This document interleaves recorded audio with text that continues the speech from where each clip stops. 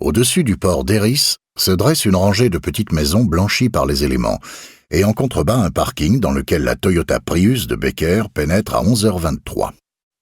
On distingue encore le passage qui mène à l'île. Ce n'est que le début de la marée montante, et l'eau n'a pas l'air très profonde, mais le panneau à l'entrée de la chaussée submersible promet un sort funeste aux imprudents qui tenteraient leur chance en dehors des horaires autorisés. Voûté au-dessus du volant, Becker scrute la masse gris et vert que forme l'île d'Erris.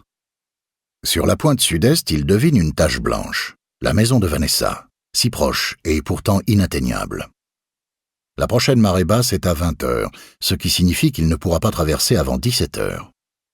Il hésite un instant à rentrer chez lui, mais il ne veut pas prendre le risque de décevoir Sébastien, ni de passer pour un incapable. Et puis, ce n'est pas comme s'il était condamné à attendre sans rien faire. Il a emporté son ordinateur portable, il peut toujours travailler. Surtout qu'il a beaucoup de choses à lire. C'est décidé, il va se trouver un endroit où déjeuner et faire du tri dans ses notes. Mais dans un premier temps, il a besoin de se dégourdir les jambes. Il sort de sa voiture, s'étire.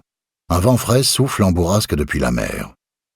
Becker enfile son manteau, fourre son téléphone portable dans sa poche et traverse le parking en direction de la rangée de maisons. Après les avoir dépassés, il s'engage sur un sentier côtier qui s'éloigne du village. Au bout de 400 mètres, le chemin se met à grimper raide jusqu'à former une frontière étroite et périlleuse entre les champs vert émeraude d'un côté et la falaise abrupte de l'autre. Au-dessus de Becker, le ciel est encore bleu pâle, et ce n'est que lorsqu'il se tourne face au vent qu'il remarque les nuages anthracites qui se sont accumulés à l'ouest. Il hésite. Peut-être qu'ils ne feront que passer. Confiant, il reprend sa promenade, mais il n'a pas marché 30 mètres que les premières gouttes s'abattent sur lui avec un bruit mat. Vite, il rebrousse chemin et redescend la pente à grands pas, la tête rentrée dans les épaules pour tenter de se protéger du déluge. Dès que le sentier s'élargit, il se met à courir, glissant dans la boue. À l'approche de la rangée de maisons, il ralentit et prend le temps d'essuyer la pluie sur son front et ses joues. C'est alors qu'il aperçoit quelqu'un à la fenêtre du dernier cottage. Un visage inquiet, collé à la vitre. Surpris, il s'arrête net. Mais quand il veut vérifier qu'il n'a pas rêvé, il n'y a plus personne. Seulement un pot, posé sur le rebord. De retour dans sa voiture, essoufflé, il allume le chauffage au maximum. Il retire ensuite son manteau trempé et le jette sur la banquette arrière pour se rappeler quelques secondes plus tard que son téléphone est resté dans la poche.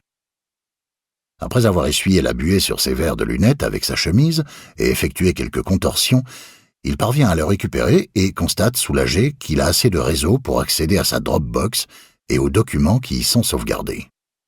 Il y a là des portraits de Vanessa, des critiques de son travail, des avis de décès, ainsi que quelques articles de presse publiés après la lecture du testament de l'artiste.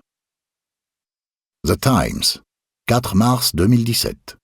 Une artiste de renom lègue l'équivalent de plusieurs millions de livres sterling à son ennemi juré. Vanessa Chapman, qui est décédée d'un cancer en octobre dernier après avoir vécu plusieurs années recluse sur son île, a légué l'intégralité de son patrimoine artistique à l'homme qui l'avait traîné en justice, a-t-on appris hier. Ces biens, d'une valeur estimée à quelques millions de livres, ont été transmis à la fondation Fairburn, une institution créée par le philanthrope et marchand d'art Douglas Lennox. De 2002 à 2004, Lennox et Chapman se sont déchirés devant les tribunaux, après que Chapman a refusé sans préavis de présenter ses œuvres à l'exposition qui devait lui être consacrée à la galerie Glasgow Moderne, détenue par Lennox, causant à ce dernier un préjudice de plusieurs dizaines de milliers de livres. L'affaire a fini par se régler en privé. Lennox a déclaré que la décision de Chapman avait failli le ruiner et que le stress engendré par cet épisode avait affecté à la fois sa santé et son mariage.